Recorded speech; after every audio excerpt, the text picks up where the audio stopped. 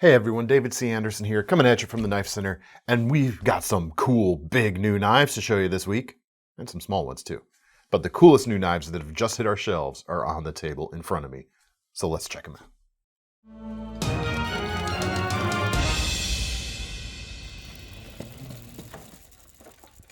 All right, before we get to a new knife, we've actually got, first thing, a new bit driver, and it is probably the coolest bit driver I have ever handled. That's one thing that all knife nuts probably have in common. We have bit drivers to adjust the pivots and such, pocket clips, etc. on our knives. This is a really cool thing. This is the StraightLineEDC Revolve. But rather than letting me tell you all about it, we're going to go to the guy who designed it, our good friend Igor Bortolussi of StraightLineEDC. All right, so Igor, tell me about the Revolve. This was actually your first project with StraightLineEDC. It just took a little longer to get made. Is that right? Yeah. Ciao, David. Ciao, guys. Hey. Yeah, that's been exactly the first product I started and the first project for the StraightLine brand. And this is a great moment to me because finally they are real and they are available. So yeah, that's a very exciting moment. So basically, what we have with the Revolve is full titanium construction bead driver with a spinning ball on top with the double bearing system from Audacious Kansept. But yeah, the main features, I say the most interesting features, are on the other side of the bead driver. So this is also this piece here is something connected to the name of the product. So Revolve recalls two things. One is the revolver. So we have a cylinder like a revolver gun. Mm-hmm. And the other thing on the name is like to recall the evolution and revolution that these bead driver will bring to the bead driver's world, let's say. To me, I don't know what you think, but to me it is kind of a game changer in the bead drivers, and it comes to me.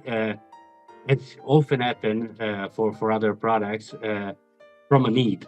So as you know, I like to collect knives and other EDC stuff, Mm-hmm.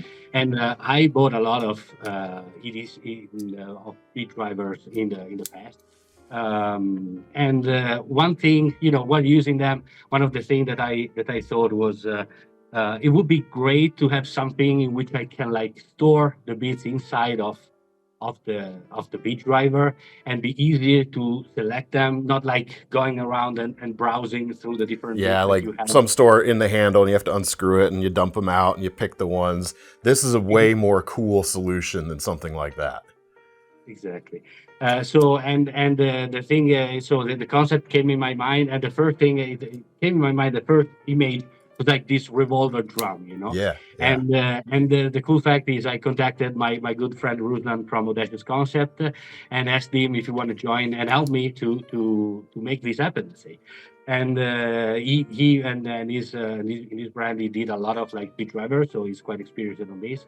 And so yeah, he agreed. The first let's say reaction was like shocking from him, but it was also interested, and so he started making this design. And as soon as I saw the first drawing, I was like amazed.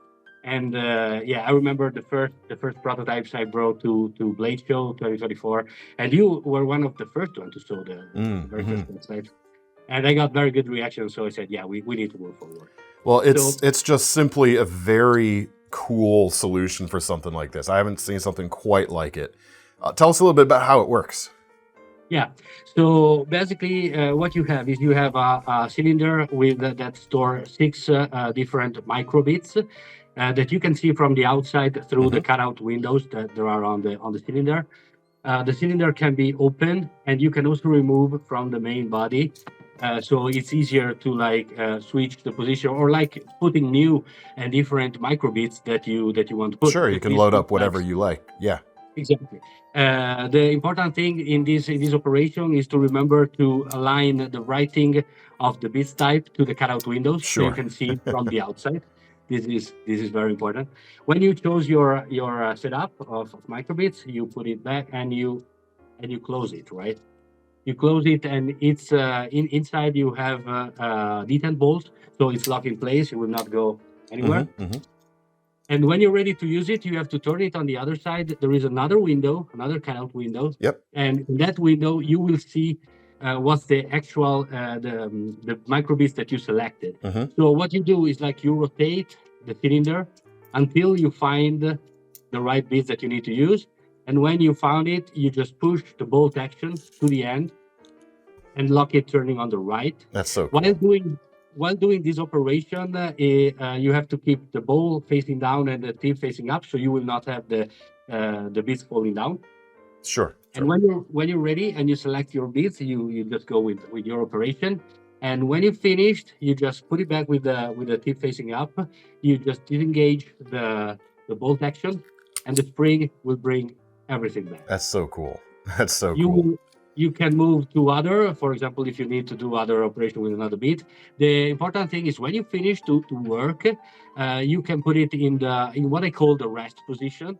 So basically, you can feel the rest position because the cylinder is a little bit loose. You can feel it, and one of the grooves on the cylinder is aligned with the logo on the handle. So you basically just want to put it in between two of the bit selections. That way, there's no chance of the bit falling out. Yeah. So in that way, you can hold it whatever way. You can have some fun spinning the ball, or you can you put it in this position where you have to store it.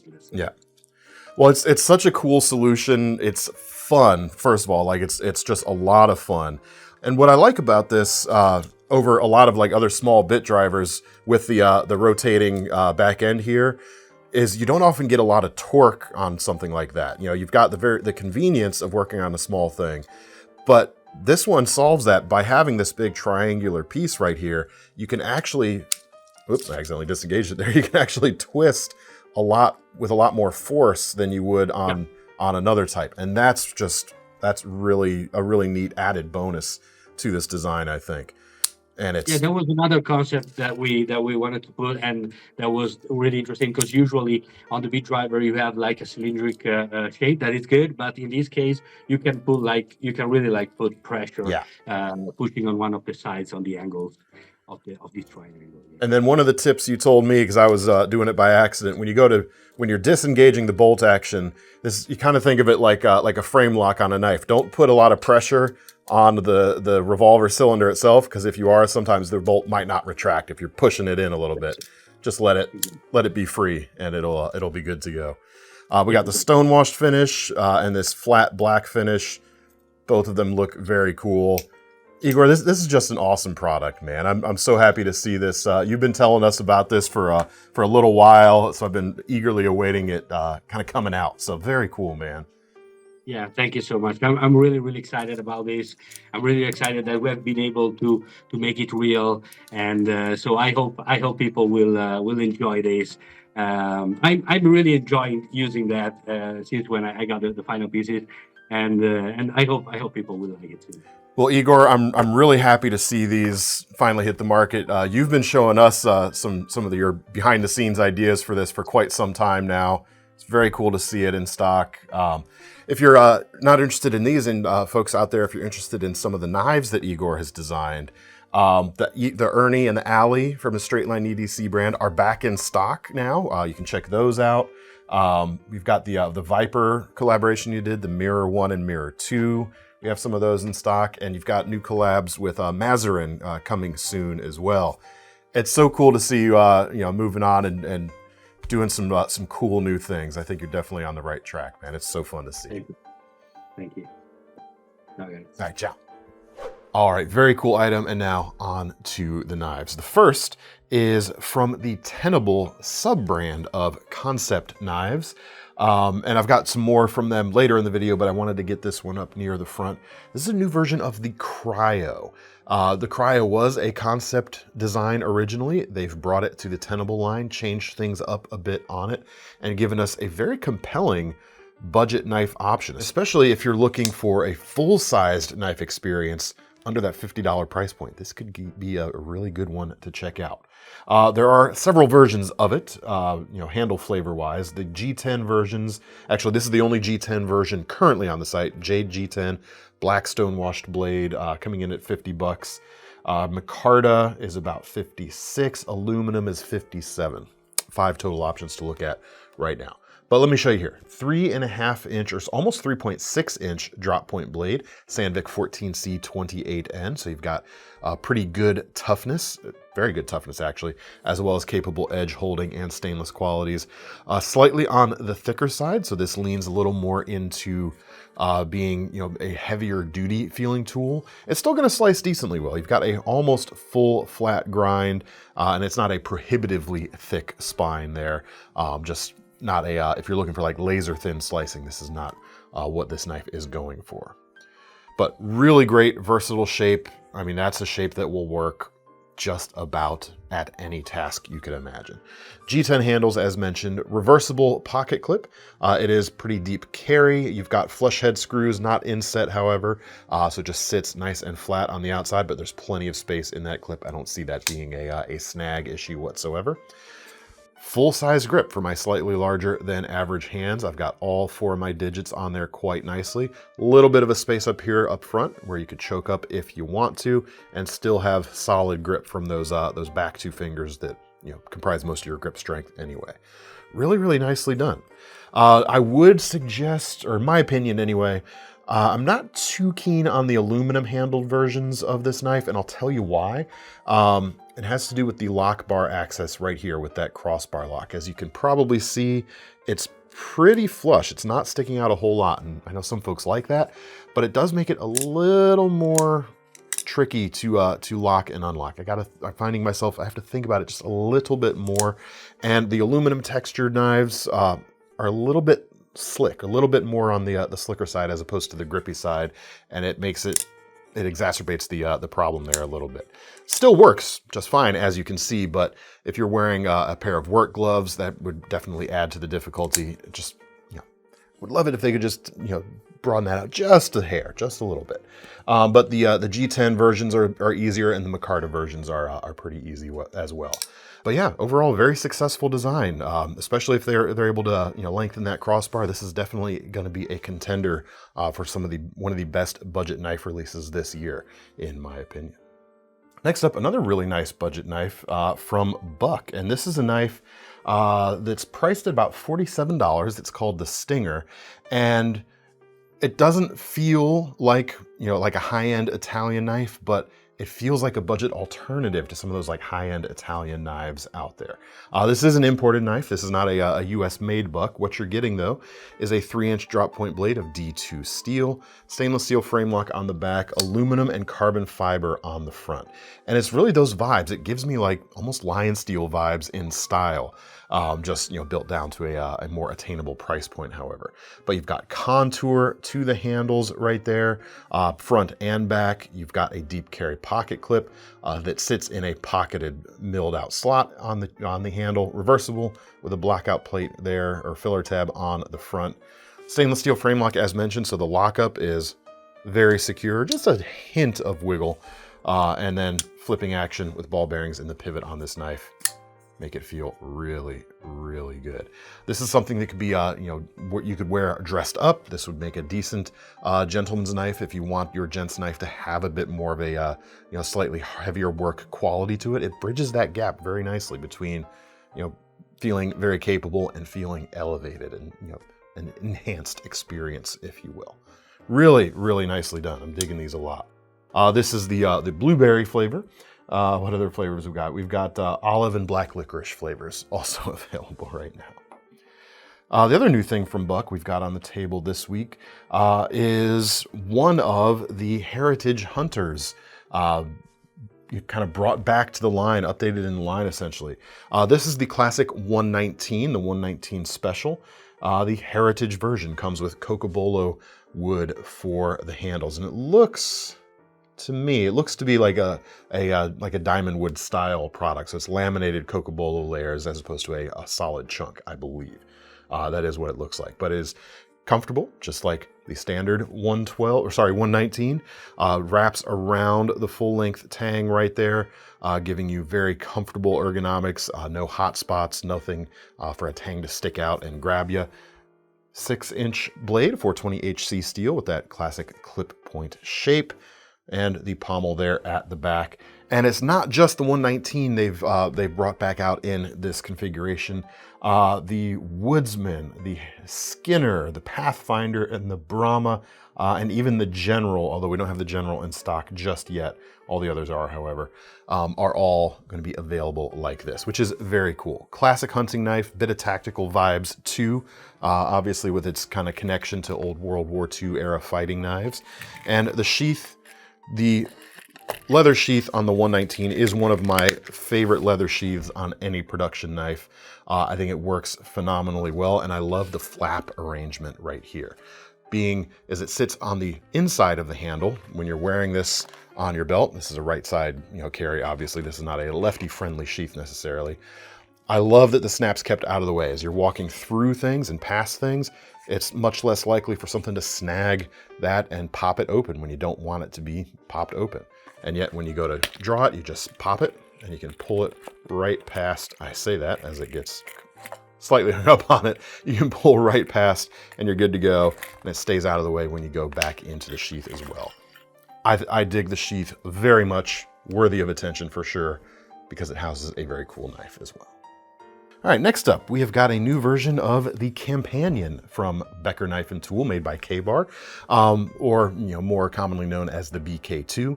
But this is a MagnaCut bladed version of the BK2, dubbed the BK92, which is featuring this black stonewashed finish. And this is different from the BK82, which is a MagnaCut blade with a stonewashed finish. Starts to get confusing. Wish we could have just called them all BK2 then something. But anyway, it's neither here nor there. What you've got here is the classic BK2 shape, the Companion shape, meaning you've got a 5 1/4 inch blade that sits at a 1/4 inch thick with a saber height flat grind on it. This thing is not a slicer per se. This thing is a hammer. It is designed to withstand the absolute most you could possibly ever imagine throwing at a knife. And the standard versions in 1095 CV have been kind of proving that for, well, decades. Decades ago, it wasn't 1095 CV, but still tough carbon steels anyway. But it has been proven to do that. And now with MagnaCut steel, you've got like the most well-rounded stainless steel, like most well-rounded high-performance stainless on the market. It is very tough. It is stainless, and it does hold an edge quite a long time, a lot longer than the 1095 versions of this knife. And it features the same standard Becker Knife and Tool handle scales, which have this excellent contour to them. They feel great in the hand. Some folks wish they had a little more texturing to them, but honestly, the shape of this knife is what does the job of keeping it in your grip. Spend hours working with this, it's not going to give you hot spots, and you're still going to have a solid hold on the knife. About $245 for this knife, which is the same as the BK82. And it comes with the injection molded sheath right here. Standard on the BK22, I think, or does the 22 have the nylon sheath? Anyway, we're getting into those numbers again, aren't we? Numbers, numbers are numbered. I'm a fan of this sheath over the other one, quite honestly. It's versatile. You've got plenty of versatility and attachment options thanks to the holes and slots. It comes with a standard drop belt nylon loop thing here with a snap retention loop. Words. But honestly, you don't really need the snap there because it just clicks in great. But it's good to have the peace of mind. Anyway, that is the 92. Check it out. Next up, another kind of blacked out version of another knife in the lineup. This is from Tops. This is the El Pionero, the Blackout Edition, 175 for this USA made knife. And this is kind of a, who was it? The guys? It was Ed Calderon? Yeah, Ed Calderon designed this knife. He was Special Forces, worked against, if I'm remembering my facts correctly, I actually didn't look it up beforehand. Maybe I should have. Worked against the cartels in Mexico, and he would modify, off-the-shelf paring knives to be his sort of, implement of choice in some of those lines of duty. The El Pionero is a purpose-built version, taking inspiration from the way he used to mod those knives. So you've got a 3.38-inch blade, 1095 carbon steel, thinner side here. That's going to help make it quick and agile, and it penetrates quite nicely as well. Micarta handles with a little notch cut out of the back here, and that's primarily an indexing thing. So if you're not looking at the knife, you're just grabbing for it, you can have your thumb right in that spot right there and know he would be able to know he's holding this knife exactly how he needs to put the blade where he needs it to go. Apart from that, though, I think it makes a really cool everyday carry fixed blade. You've got enough handle there to put some meat behind a cut if you need to, but a very manageable size. It's nimble, would work pretty decently at food prep, which makes sense given its paring knife heritage, so to speak. And the sheath works well also as an everyday carry thing. You've got Kydex, and you've got a belt and or pocket clip attached to it right here. You could put it on either side, no problem. You carry it in a pocket, on the belt, or inside the waistband, or even around the neck quite easily. Speaking of other uses for this, bird and trout, small game hunting, not a bad choice either. Looks fairly simple, but very versatile in what you could do with this knife. Couple more tops knives. These are also very EDC friendly. The mini version of the Frog Market Special is in stock. You folks have been asking about this. I think we first showed this at SHOT Show 2024. So over a year ago is when we first saw these on the channel. We finally got them in stock. Here it is. 3¼ inch blade, 1095, thin on that bad boy. Very, very slicey, even though the grind is not a full flat. It is a flat grind, and it is still scalpel-like. Micarta handles, red/orange, almost said inlays, liners there on it. About a 3-finger grip for me. You've got a very acute tip. You've got a very nice pinch, which is going to give you a really nice sweep thanks to the belly here if you're working on a surface. I had a full-size Frog Market Special, which is sort of a versatile camp kitchen knife, is the way I often would have used it and did use it. And this is not so much a kitchen knife, but you do have kind of the heritage of that design in it. Sheath as well is Kydex with the same loop we just saw, and of course all these tops knives have the whistle, optional extra or included extra, which you could put wherever you like. This one even has the neck loop there for standard carry. And does this come apart? I just noticed this actually. Hey, that comes apart. So yeah. Advantage of that, of course, could be if you are wearing this around your neck and this happens to snag on something and pull, the knife will pop free and not drag you into whatever it is that is doing the pulling. 143 for this knife, so it may be small, but it's not necessarily inexpensive. I think it's very cool though. Next up, the Ivie, similarly small knife from Tops, same price, 2.5 inch, 1095, thicker, chunkier, Wharncliffe style or Sachs style blade. Very aggressive utility knife is where I see this really shining. Opening up packages, cutting through thicker straps, anything like that. Breaking down cardboard, although it's a little bit thick maybe for that sort of thing, but just anything where you need an aggressive straight edge profile like this is going to do quite a nice job in a compact footprint. Micarta handles here, again, thicker. What is the thickness on there? I mean, that's not a full quarter. It looks about 3/16. Sometimes it's hard to tell on these smaller knives because the scale gets kind of out of control. Let me see here. Yeah, it's about 3/16, we'll say. My imprecise posted or index card measurement system right there. Sheath, same thing you've heard me say so far. The breakaway neck knife carry option on the necklace there, even more important on something like this that I could genuinely see being used in like a warehouse or something like that. Very cool little knife. But this is Tops Knives. Most people don't come to Tops Knives for little knives. They come to Tops Knives for big knives. How about this big knife? The Ginunting is here, the X16 Ginunting.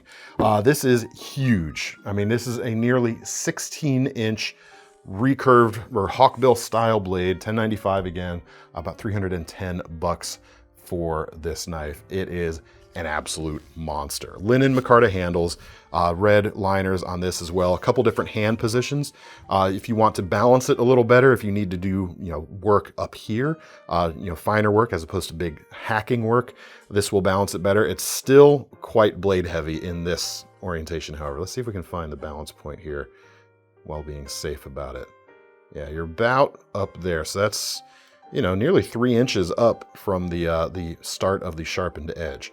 So you're never really going to like fully balance this doing the small work, but that will help a little bit. Or if you want more power and more reach, choke back. You've got a little bit of a beak here at the back to catch your finger, but you've got the greater reach that way.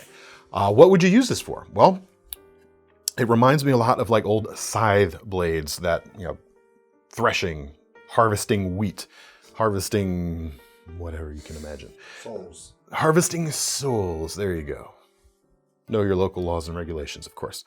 The advantage of a recurve in a situation like this, because you are kind of tapering and narrowing down towards the tip, it doesn't carry a ton of weight out near the tip for like greater chopping power, but the nature of this edge means it does kind of gather things as you cut. It's less likely to allow things to kind of slip out and slip off the edge as you're finishing through a cut. So you're going to be able to actually transfer more of your energy that way because it's not escaping and being pushed out of the way. That's the idea generally as what I would understand to be able to apply to this big old knife. It's awesome. The sheath is right here. It's Kydex. Space there at the spine because you're not going to make it through otherwise. And retention loop at the back. Removable dangler here and the whistle. All the bells and whistles that you need right there. All right, back now to Kansept. I always say it wrong and I always feel wrong when I say it right. Speaking of big recurved knives, check this bad boy out. This is the Leviathan. Comes in about $247. You've got a nearly 4-inch blade, S35 VN with a hawkbill cleaver profile to it. I don't know how else to describe. Well, we say hawkbill cleaver on the website, so there you go. It's a toucan bill. It's yeah, one could say. Hornbill. I bet we could find like a really accurate bird representation somewhere. That's a knife that follows its nose. Wow. Okay, I get it, but wow. Stone-washed finish on this one. There's a few different variations. They're all a little bit more on the subtle side. Some have these holes milled into the handles. Some don't. Some have that smooth texture. In fact, I have one of them over here. That's smooth with the black blade. But I really like the looks of this one right here. It's wide, of course, so you've got a lot of grip that way, but it's not overly thick. It's not slim. It's not overly thick. So if you've got the width in your pockets to accommodate, close to 3, was that 2.5 inches? Again, my imprecise methods here. Yeah, about 2.5 inches this way, not quite. If you've got that amount of width in your pocket, it's at least not gonna be too bulky, the other way out. Well, let's check out the opening action. Ball bearings in the pivot, of course. Ooh, there you go. Not a super crisp detent. So you have to put a little bit into the motion of moving all the mass of that blade around, but it works. Reverse flick works pretty decently as well. There you go. What a wicked looking thing. Milled pocket clip there on the right side. It's not deep carry, but come on, who cares with a knife like this, right? Leviathan. Very, very, very cool. Next up, we have the Deadite. This is a Tough Knives design. The starting price on these is about $189, $190, and that's actually this version right here. You've got a Damascus blade, and this looks like, it's not a Damasteel powder metallurgy Damascus. So performance-wise, it's going to be decent, but the other steel available is S35 VN. So if you want the performance, I would go with that one. Titanium for the handles with integral bolsters. This is a fat carbon inlay, I believe. Nope, not fat carbon, but it is lightning strike black and white carbon fiber. Nice shape to it. feels pretty good with 4 fingers wrapped around it. You've got a milled pocket clip with some cool faceting here at the back. What I like about that, it's not just visual actually. Throw that in the pocket, and as you move past that, whether you're grabbing the knife or grabbing something else in the pocket, those edges kind of, you know, glance your flesh away from it as opposed to like hooking onto it, which can happen sometimes on some pocket clips. So that's a nice little visual and functional touch right there. Bolster style frame lock. As you can see, we've got flipping action, which works great. Ball bearings in the pivot, of course. Thumb stud action is very good. Let me try to reverse flick it real quick. Oops. Yeah, that works too. Really cool. Blade length, 3.5 straight clip. Well, not even a straight clip point. That's just a straight up clip point. Available. Check out all the flavors at the links below. Next up is the Vivid. This is a Jacob Lundquist design, 3.04 inch blade. These start at 170, and you can get that with, you know, Damascus blade just like this, but S35 is also available. This version right here is about 340. You've got that Damascus, and what really drives the price up here are these inlays front and back. Those inlays being, of course, Damascus, and that really brings the price up. But still, Kansept for the longest time, and still with these, what they do is they, you know, compared to other stuff similarly spec'd out, you can usually save a little bit of money with one of their knives. The value on them is quite good. But anyway, Wharncliffe style blade, double finger grooves here at the front of the handle, and you know, enough meat there for a full 4-finger grip for me. And you've got a finger choil up front if you want to get a little bit closer. It's not a guarded finger choil, however, so just watch the edge when you're handling it. Deep carry pocket clip, tail mounted, wrapped around. It's kind of my favorite style of pocket clip out there. I just think it works great, and it's an elegant solution to keeping it deep carry and reversible, which is a nice thing. Especially considering we've got a crossbar lock here, which is fully ambidextrous in its operation. Same thing with the opening options there on the blade with the cutout. It's going to work for lefties and righties quite nicely. You also have no extra holes on this side while still having the reversibility of the clip. Another reason I like that tail mount option. Now we started the video, the first knife was a Tenable, and here is another one of the Tenable knives. This is the Fenrir, which was also a Kansept design originally, and they've brought it into the Tenable line for some more budget-friendly options. You can get it with G10 handles for about 57 bucks, it looks like.